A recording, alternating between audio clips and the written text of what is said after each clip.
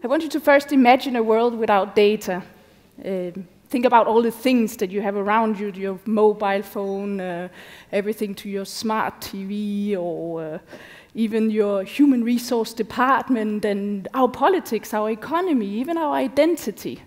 Imagine that without digital data. Well, you can't really, because it's just nothing without data. But it's really funny because we tend to forget the data in all the hardware, all the beautiful things, all the smart things, and in all these stories about AI with a free will and powerful AI and so on and so forth. But data is, of course, what makes the machinery work. You can't think of a smart factory without data. It's almost a cliche to say this now, but it's like the oil of the industrial age. It's the driving force of our age right now. And it's a two-sided driving force, because just like oil, it can be a driving force, it can do positive things, but it can also be part of a pollution. So this is what we're going to talk about. I want to talk to you a little bit about the data, but in particular about the data ethics. And I'm going to tell you a few stories on the way to one argument about the role of data and how it's changing, and how we should think about data ethics as not just this story about human rights and social awareness, but also about as a business priority, actually. So these stories I'm going to tell you is about change, and it is a change in the way we think about data, the role of data in everyday life, the role of data in companies and in factories and in politics and in the economy. And in particular, it's a story about the change in way society is perceiving the role of data and the way that companies are treating data. Now, I've of course seen this change. I'm going to talk based on a book that I wrote and published in 2016, Data Ethics, the New Competitive Advantage. It was based on a couple of years of research together with another, Pernille Tranberg, my co-author. And of course, I've seen a great change since we published the book. But when we started doing this research, everyone was telling us, what is this thing with ethics of data? It's not really relevant for businesses. And now today, you know, I'm sitting with the European Commission with 52 other experts. We're developing ethics guidelines for AI. The Danish governments are calling to do that. We can develop data ethics guidelines as well. And I'm standing here at a industry organizations conference because it's considered as relevant. So, of course, my argument is that all the companies that know how to respond to this change that I just referred to, they'll have a competitive advantage because tides are changing. Now, today I'm going to talk about a lot of things. I'm talking about technology and business, as you hear, but I also want to start on another note, and that's going to be my first story, and this story is about the law. Because when I started writing this book with my co-author, the first thing, actually the idea we got to it was in connection with the communication from the European Commission of the GDPR, the General Data Protection Regulation, the new regulation that was adopted and is being implemented right now, or is implemented already. And the first industry response, or at least the response from big industry organizations and industry in general, was that, well, this is really a problem because it's an administrative burden, it's an obstacle to innovation. But at that time, I was working with youth and new technologies, and I understood, because from talking with them, every day they were struggling to try to control their data, to control their identity. They felt it as a condition that they had to use, for example, social media. They had to give up their privacy, for example, or they had to give up control, because otherwise they couldn't live their social life, because that was where they were living their social life. But they were at the same time struggling to try to preserve this.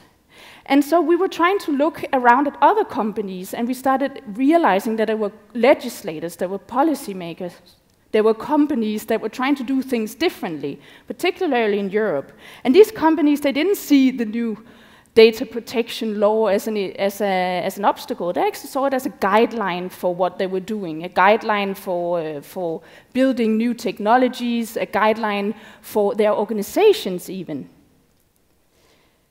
So I want to start now here to go a little bit back in time. This is another story. It's important that we have a historical context of what we do, and also to understand that this is not a new thing, this change that we're seeing here. Now, this is the story about social change, and this story is always about a problem that we see in society that we want to change, and how do we change things? We do it with different things and with different actors. Now, in the 1950s and 60s, this is Los Angeles. It looked like this. A lot of big cities, and as we've seen in the talk before, there's still big cities dealing with pollution and smog.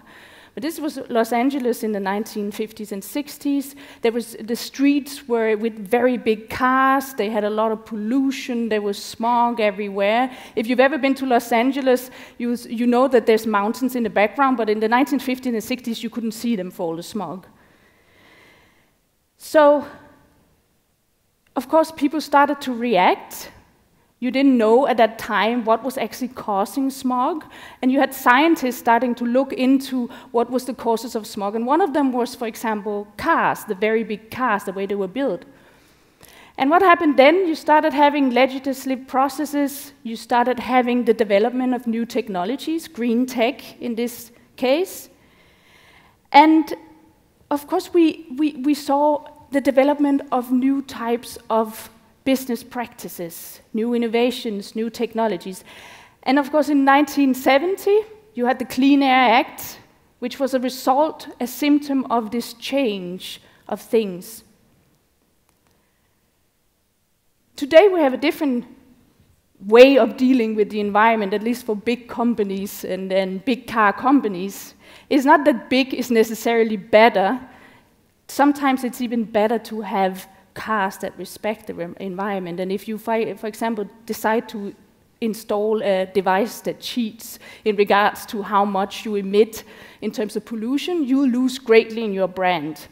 You probably remember some of the cases, or one of the cases of a very known car company that lost greatly because of this, not thinking about the environment. And so what happened since the 1970s, of course, was a society process constituted of many actors, a social system to mitigate all of these different risks we had. And these were not just legal demands, there were also new research, new consumer demands, and new requirements. There were new markets emerging around creating environmentally friendly technologies. And today it's a brand asset to actually be considered, not only a requirement around the environment. And one of my arguments is, of course, and the key argument of this book we published a few years ago now, is that data ethics will develop similarly, but it's just going to go much faster. Even from the years when we published the book until now, as I said, everything is changing. Everyone is moving on in this field. If you look at the AI fields, you have the publication of AI ethics guidelines all over the world, governments and institutions, the European Commission, China is publishing ethics guidelines, and the big race is about who gets to define what ethics is. This is where we are today. You could call it, in a sense, a different kind of environmental concern that we have. And this I would call data pollution. We have this environment where we constantly feel, and we can feel it in the way we're dealing with data and the data that is surrounded by, that we're surrounded by it, is that there's this invisible data processing going on, where we have no idea what the inner workings are, for what purposes are our data used, and in terms of our personal lives, we don't know how decisions are made for us. Why do we pay different prices when we buy an airplane or book a hotel room when we go traveling? Why can some people not get into some countries? You don't know, because there's a black box around this. And in this environment, I would argue that a lot can be done with data, and a lot is actually done with data that is not necessarily in the best interest of the individual. Now, I want to talk to you a little bit about this concept of smart and intelligent, AI and robotics, and in particular, the data of all these, again, smart things, the intelligent things, because we tend to forget we see all the smart things, but we don't see the data. And this is one of the key problems, or one of the key issues, the ethical implications today, is this invisibility of data. So rule number one that I want to bring on here is, of course, every smart thing, every intelligent thing is a data process, and we have to consider it as a data process. And again, every data process is also a data ethical problem to solve. And it doesn't need to have this, it's not a difficult problem. It's not an obstacle. That's not how I want to look at it as a problem. I want to look at it as innovation. An innovation problem in terms of the technologies we build, an innovation problem in terms of the organizations we build. Can we be innovative around these ethical solutions? Looking at it as a competitive advantage, the way we distinguish ourselves and our companies and the way we do business in general from other things that are not done in the way that is beneficial to the human being. So again, the data of smart is very easy. What is it all about? You know, it's used. All of this is, of course, the smart is to connect streams of data in real time. You get it through sensors, so it's real time, of course. You use it to refine complicated processes, to predict risks. You use it to make different decisions, to quality ensure, to assist, to survey, to monitor, to make things more effective. And this is really wonderful that we can do this now. There's so much great stuff that we can do with data, and so many ways we can make things more smooth and easier for us. But again, as I said, rule number one, every data process is also a data ethical problem to solve. So here's just a few things that I can say. There are always two levels. There's the ethical problems to solve in terms of the individual, and I'll get back to later to that, how we can actually consider this in our actual business processes and technology development. And there's the society. Just to pull out a few things, if you take something like job replacements, of course there's the heavy lifting that in terms of machinery that people get rid of, but there's also all the tasks that can be turned into data, like customer service and these things. And so when you start replacing jobs, the jobs that people used to do in terms of data, and this is the point of actually a European Parliament resolution, which was rejected last year, but also Bill Gates from Microsoft was saying this year, what happens to the income taxes? How can we do in terms of that? Another ethical implication, which is more on a society level, is the concept of moral machines. When you have the van, the automated van that starts driving without a driver, then if there's an accident, or if the car can choose, if an old lady or a nurse walks in front of the car, who should the car hit? This kind of delegation of morals we have to consider as well, which is again, who's responsible for these things? And on an individual level, I think one of the most important things is there's, of course, the concept of violation of privacy, the first thing we think about when you start installing sensors into the arms of employees, but there's also the whole point about disempowerment. And I'm using here the AI nanny scanner. There's this AI software in the States that you can use that's called Predictim, where you can actually, before you hire a nanny to take care of your child, you can check all their social media updates and so on to check if they're okay, if there's someone you want them to be with your child. And that's okay, maybe it's good for you, but it's also very intransparent for the people that are being hired. And already now there's many stories about nannies that weren't hired because the perfect fit according to this software. So there's a question about disempowerment. Now, this third story I want to tell you is about the data ethics shift.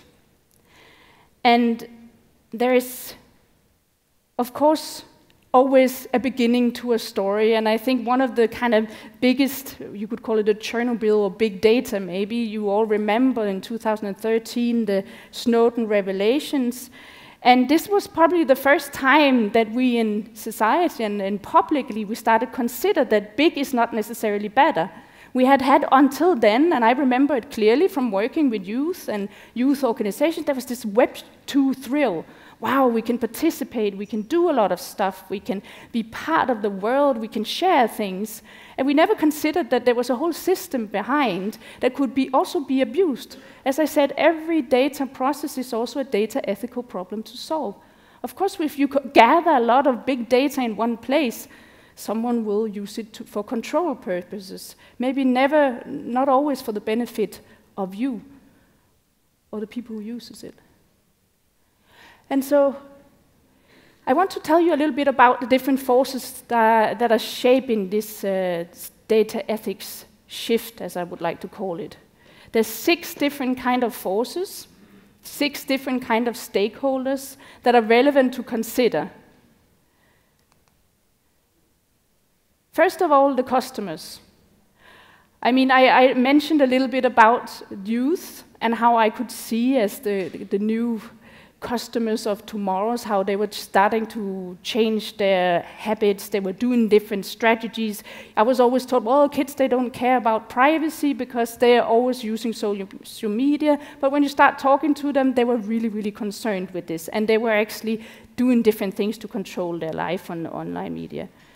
If you look at any surveys, this survey is from 2018, you see a very big, large group of people that are actually starting to be concerned about the use of their personal data, how companies are using their data. They fear that their phone is listening in on them. They fear that their family's life or themselves will be compromised somehow online, and this is, of course, part of the media stories we hear every day. And many, like 94%, are saying that government should step in if brands say are not ethical, and they're mostly using technology. When you talk about technology and ethics, it's always to do with data. So people are not only concerned, they're also actually starting to act. These are the number of a private search engine. Some of you might know it. It's called DuckDuckGo, where you can search online. It's an alternative to Google, where you can search online without anyone looking at or keeping an eye on for different purposes on what you're doing, so it's anonymous. And if you look at the user statistics around 2013, when the Snowden revelations came out, they rose immensely. And I talked to many companies like these, and they all realized they all had the same experience. If they existed in 2013, even almost on the day after some of the revelations came out, you had rising of statistics.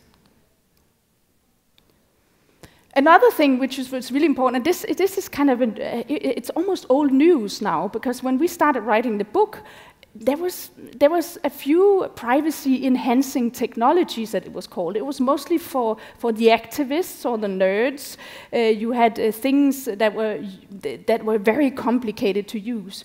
But around the time when the communication from the European Commission came out about the General Data Protection Reform, you also had a lot of other companies popping up that were very user-friendly. And these were some of the companies we talked to. They weren't just these complex technologies. They were actually easy to use. They were nice. There was something that would appeal to young people. And all of them were branding themselves on this idea that privacy was something to make a business, not only make a business out of, but it was actually something that customers wanted, something they needed, something they didn't have. Now, another really big thing is, of course, you don't only have the new small companies that are starting and small startups that are selling privacy. You also increasingly, and now it's happening everywhere, But one of the first companies to start branding themselves in relation to how they treat data was Apple. They had a really good argument because they said, well, you know, we're selling products. We're not really selling user data like any other company, because the business model, of course, of Apple was not based on data, never was. It was always based on selling fancy, nice products that people wanted. And then there's the data ethics aware entrepreneurs. I find them very interesting, and this is one that I talked to in relation to the book, who's called Matas Petrakis, the CEO. And the company makes little internet-connected dolls. And when I talked to him I asked him, so what is privacy? How do you use privacy by design? You probably all know the concept of privacy by design now. You build technologies that takes point of departure in privacy. Well, he said, well, it's not really something, it was just part of my value system. And that also meant that they, for example, never even considered putting a microphone in this doll. And a few years after, I think he was very happy that he didn't do this, because most of you might have heard of many of these internet-connected dolls, the Hello Barbie, the Kyla doll, that has been in big trouble because they've either been easily hackable, or there's been access to children's data, and so on and so forth. Even in Germany, it's a fun example, but people or parents were asked to destroy the Kyla doll because it was considered a espionage instrument. So imagine that, to be a parent, to have to destroy your child's favorite doll. I don't even want to think about it. Oh, so again, it's another aspect. And then a very, very important point is the data ethics aware investors. Normally, when you talk to investors, this is Rebecca McKinnon that I talked to, who did one of the first ranking digital rights instruments to actually rank big companies all over the world in relation to how they treat human rights aspects, mostly in technology fields.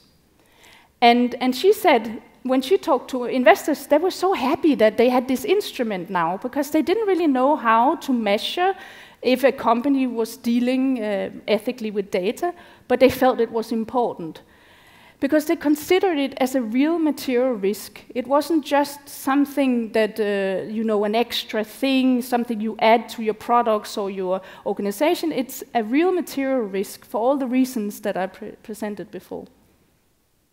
And here we come again to the legislators. I used to work for a governmental institution and in terms of youth and online technologies, and I remember what we used to tell companies, kind of indirectly saying, okay, listen guys, if you do not start doing things, if things goes out of hand, there will be legislation. And this is how self-regulation kind of usually starts. You start with self-regulation. If the companies doesn't know how to work, you get regulation. In the European community right now, among legislators and so on, and most of you who's been following debate, there's a lot of talk about either really implementing GDPR or other kinds of frameworks. We have fundamental rights frameworks to the businesses we do, really making sure that they're actually implemented, or there'll be new legislations. For example, with now there's just a new resolution coming. It came out only a few days, a week ago from the European Parliament on robotics. So this is one way. But it's not only in the field of data protection that we have this. We also have other areas of regulation. As I said, robotics. And here we have the regulation, you know, policymakers who are starting to be aware of the power of data, what data can give you, what kind of advances you can get. So you can have a lot of competitive advantage from sitting on a lot of data, and there can be a problem with this. So you have someone like Margrethe Vestager, the European Commission's competition commissioner, that we also interviewed for the book, who was talking about ensuring a level playing field. And you've probably seen how she's been hitting down on particular Silicon Valley companies lately. So now we get to one of the last stories, which is about data ethics in practice. And this is a really important story, because this is how do we actually constructively work with data ethics. So actually, there's a very easy way to do it. It's all about, of course, changing our perspectives on things. How do we, for example, you can choose to interpret the GDPR, the General Data Protection Regulation, just to comply from the perspective of maybe profits or maybe science or other purposes. But if you interpret it from the perspective of the human being, there's a lot of innovative things you can do in your organization and also in your technology development. In design, how do you do it in design? Business, innovation. So, for example, all these things, think of them as a practical problem to solve. How do we put people in control of our data? How do we share the benefits? How do we design accountability? It's some of the big talks at the moment in terms of ethics and the design of technologies. How do we, for example, keep the human in the loop? I'm going to give you an example. And how do you design for all?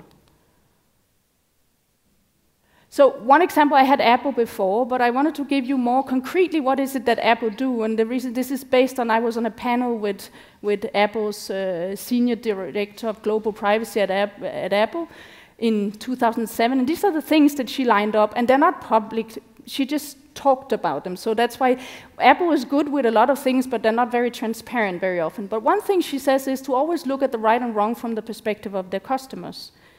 To always have data ethics and data control as something that is executively driven. That tech, it should enable individuals to control their data. Or where possible, they also really build their technologies according to the principle of data minimization. Sometimes you don't even need all the data. You think it's a potential, but it can also be a risk. And in general, what they also did, for example, was that they strategically built it into all their products. And they have something called privacy SaaS that are kind of part of every developmental team. Another example, human in the loop, I'm bringing this up because this is a private AI lab based in Finland. Many of these ethical technologies are actually based in Europe somewhere, many times in Northern Europe. And for example, they build solutions where you don't only have an autonomized system that runs off by itself, but you actually build systems that are interacting with the human beings, the human employees. So the human employees are, for example, helping out with training the system, the AI system here. So if the AI system makes a mistake, you'll have the employee adding and changing the mistake, or adding new data. And so in this way, you get more collectively interaction between human and machines. There's a lot of development in this field now, human in the loop, worth of considering. Another one is the My Data movement, which is personal data stores. They're big companies like AXA or big insurance companies that are building personal data stores, or at least are doing research into this.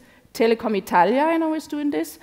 And there's the smaller services that are made just for individuals, but it's all about having your personal data store where you have the data and not a big company has it. So what is the way forward? I think we're going to talk about it in a little bit.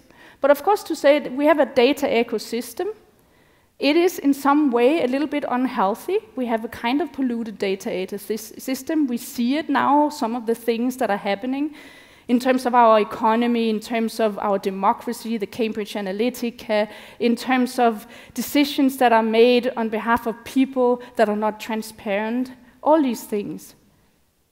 And of course, this is a quote from one of the key people behind some of the environmental laws in the States in the 1990s. And what he's saying is to look at all these ecosystems as things that are connected. And if you have one thing that doesn't fit, or a system that doesn't work, or a type of pollution in a system like this, you have, of course, adverse effects. They're very sensitive, these kind of ecosystems. And so the way forward, of course, I'm very positive.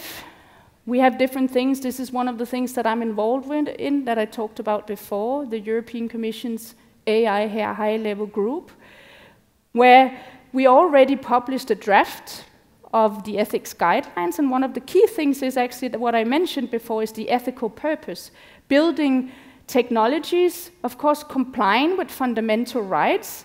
There's no doubt about that. But on top of that, you also build everything and interpret all of these things from the human-centric perspective. And it's very important now that we start at the level of the design and the technology development. So we have different guidelines, both technical and non-technical guidelines for organizations. And in the very end, we also need the assessment of these things. Do they actually work? Another initiative to looking the way forward, and all of these are looking at the design process, is the standards. So this is an initiative that I'm also involved in. I'm mostly in the IEEE P7006 on personal data AI agents, very much like the personal data store. Anyone can participate. And on that note, it's more to say we can be constructive about this. Everything is, the builders, the people who are doing this, are actually the ones that can push these things and change this infrastructure and make sure that this ecosystem is there for not only us, but also for the future. And on that note, I just want to say thank you. Grazie a Gry Hasselbalch. Avete visto, Gry è stata anche coinvolta dalla Commissione Europea in questo gruppo di esperti che ha dovuto disegnare le prime linee guida. Le linee guida, prego. Grazie. Le linee guida per provare a definire quello che è un modo etico di trattare i dati. Gry si è concentrata in particolare nel rapporto con i consumatori. Uno dei problemi grossi ovviamente è quello della privacy, e quindi abbiamo visto anche la grande diffidenza che c'è nelle statistiche delle persone, cosa pensano di quello che è il trattamento dei loro dati personali. È un problema evidente anche per il mondo delle imprese, lo sarà sempre di più in futuro, perché oggi i processi produttivi, quindi non più soltanto il sistema informatico interno funziona ovviamente con i dati, questo è sempre accaduto, ma sempre più oggi i processi produttivi funzionano grazie ai dati, ai big data. Ci sono aziende che sistematicamente mandano i propri dati all'esterno dei propri perimetri aziendali, per esempio per sfruttare la manutenzione remota da parte dei fornitori esterni. Lavazza, ad esempio, due stabilimenti di Lavazza funzionano con dei dati che vanno, 200 parametri ogni secondo, vanno all'esterno di questi stabilimenti dal fornitore delle macchine che, analizzando tutti i parametri di funzionamento, ottimizza il funzionamento di queste macchine. Quindi sostanzialmente migliora l'efficienza dello stabilimento, ma c'è il tema del cosa succede a questi dati, di chi sono, di chi è la proprietà, quindi effettivamente è un mondo nuovo. Quindi la prima domanda che volevo capire è questa, intanto volevo fare questa domanda a Gry Hasselbalch e riguarda, diciamo, le loro conclusioni, cioè questa prima bozza di risoluzione che è stata fatta da questo gruppo di esperti della Commissione Europea. Qual è l'elemento chiave, cioè che cosa poi deve contraddistinguere l'etica, l'azienda etica, quali caratteristiche deve avere? Which are the first conclusion of your work in your high-level group, and which characteristics do you think that an ethical company should have in treating data? 3 basic ideas, for example. Well, I kind of presented them before. The whole idea about, I think, what came out now is, of course, the result of 52 different experts playing or different interests and so on and so forth in this document. But one of the key things that I think that came out, of course, is the layer of fundamental rights that we already have in Europe. In particular, we distinguish ourselves in Europe in this area, the focus on the human being in the center. So every process you develop, every technology you develop, you have the human being in the center, the human interest in the center. So this is one of the key things that if you read through the document and read through all the discussions we've had, this is the thing that we never argued about or never questioned in any sense. It was always the primacy of the human being as a way for Europe to distinguish itself from other ethics guidelines, or even in the field of big data and AI in general on a global scale. The big idea is to build a trustworthy environment. And how do you create this with the statistics that you showed before? So people are so suspicious with companies. Cioè sostanzialmente il tema di fondo di questo lavoro degli esperti è: voi dovete costruire un ambiente di cui ci si può fidare, quindi quando c'è un nuovo prodotto ci si deve poter fidare del mettere i propri dati lì dentro. Però guardando le statistiche appunto abbiamo visto che in realtà la gente non si fida assolutamente delle grandi aziende. Quindi how do you build a trustworthy environment? Well, you do it by, first of all, ethics has to be more than branding. So it's not enough to go out and say we're doing things ethically, we're considering it, but you have to build it into your technology. So there's things like accountability. You have to be accountable of the technologies you build.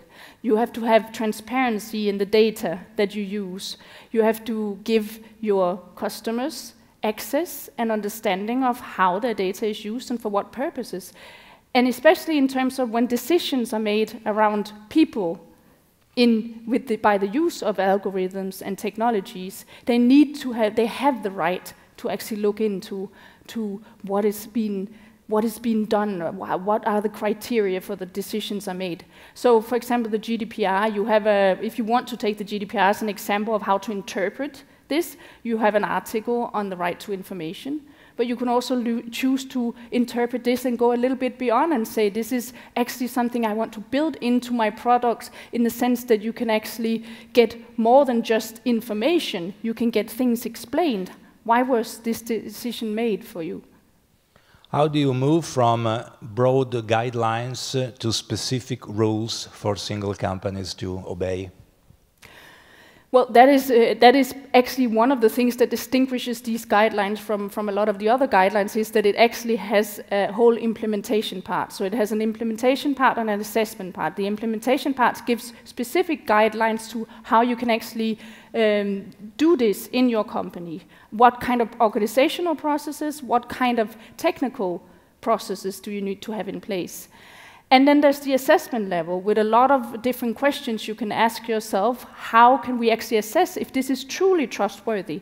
And it's interesting because I don't know if you noticed the change of title, if some of you have been following the whole thing, but it moved from trusted to trustworthy, particularly for the reason that it needs to be something that can be assessed, that companies has to be accountable in terms of the ethics that they build into the technologies. Is it just good for a company to be ethical, or is it also convenient in terms of profits? Well, that's my main argument. I would always say that it's profitable, and it's also one of the main arguments in terms of the European approach to this, because one of the things is that we cannot compete with, for example, Silicon Valley or China on harvesting data, but what we can do is to compete in terms of ethical approaches to how we treat this data. So the quality of data is, for example, more important than the quantity of data. And these are different approaches. If we try to do the same that is done on a more global level, we can't compete. We can distinguish ourselves in this way. If everything is so clear, for example, you explain, for example, the case of Oxford Analytica and Facebook. Facebook had a big leak with privacy data. What happened? What happened with Cambridge Analytica? Well, I mean, there was a lot of discussion. I think the whole discussion that came out of this was interesting, because before I talked about the displacement of responsibility. One of the big problems with Cambridge Analytica, where, you know, millions of voters in the States were micro-targeted by different political candidates, and in this way, in a very invisible way. But when the story came out, the whole story, everything was talking about whose fault was it, whose responsibilities was it. Was it Facebook? Facebook said no because we had the policies. Was it the users themselves because they clicked yes and consented? Or was it the researcher behind that had actually gathered all this data to develop these models? One of the things I would say was, if you look at the overall responsibility, one thing that wasn't really looked too much at in this debate was the very design of the service. This service was built, Facebook was built to track people. It was built with APIs that could gather data. So in that way, the design of the service enabled the Cambridge Analytica. They might have policies, but still the design. So if we'd had a different design of a platform like this, we could have a democratic design where people had access and understanding, where data can't be gathered en masse, for example. Do you think that at the moment Europe is a follower or a leader in terms of ethical managing of data? I think we're a leader, and I think it's because it's probably because of our framework. We have a history. If you look at it's the only place where you have something like the GDPR that is based on some fundamental values that are both on a philosophical level, if you go all the way back to how we perceive the relation between humans and technologies, if we go back to things like cybernetics in like almost more than 100 years ago, there was already a divide in the way we understood the relation between humans and technologies. We have a fundamental philosophical and cultural value in this. We also have experiences. If you talk to some, I did some research on some policymakers and asking them, why do you include what is specifically European about data ethics? They talked about the historical context. We have a history of abuse of surveillance systems, and these systems, of course, some of the fundamental rights that came out of the European Convention of Human Rights came out after the Second World War and was agreed in this. So there's a cultural context for developing ethical technologies, and I also see a movement in Europe because we have an environment for it. Is it a problem for Europe to be obliged to deal with foreign companies? Because we make the rules, but the companies are Google, Amazon, Facebook, and so on. Will we be able to impose our rules? Well, we can impose our rules on what they do on our ground. So, of course, we have a problem with that. I hope that it's not just a question of imposing, it's a question of tides are changing. That's what I'm trying to say, that everything is changing in general in terms of how we understand things. And if we take the parallel to the environment, if we look at this at data as our data ecosystem as polluted, then we might be globally interested in changing this system. So I hope that it's not just imposing, that it's actually an inspiration, as is one of my key points. We have some entrepreneurs here in the room, and can you give them 2 or 3 guidelines, the specific ideas in order to be ethical in the managing of their data? Yeah, well, practical ideas. Very practical ideas. I can think about some of the entrepreneurs that I worked with or talked with myself. So, for example, one was Matas that says always think of your customer, think of the privacy-aware customer, and build your technologies according to this. So, if you take this, you can take your child or whoever wants privacy in some way or the other, or who wants data ethics in one way, then look at them and think, what are their needs? What do they want? Don't only think about what do they need in terms of buying or what do they need in terms of consumption, but what do they actually need fundamentally as human beings, and build the technology from that. And then just trust. I know it's difficult in terms of finance because we're not completely ready yet, but it's going to be there, and tides are changing, as I'm saying, and investors are starting to realize that if you don't treat data well, it's a real material risk. So have some optimism. I know it's very difficult now, and I also know companies that went down because they started too early on this, unfortunately. But things are changing. Grazie a Gry Hasselbalch, a voi per averci seguito. Vi ricordo, oggi pomeriggio abbiamo alle 3 l'ultimo evento di Vision, parliamo di Smart City, di utilizzo dei dati, in parte legato a quello di cui abbiamo discusso poco fa con Francesca Bria, che è responsabile dell'innovazione digitale per la città di Barcellona. Qui alle 3, grazie, arrivederci. Grazie.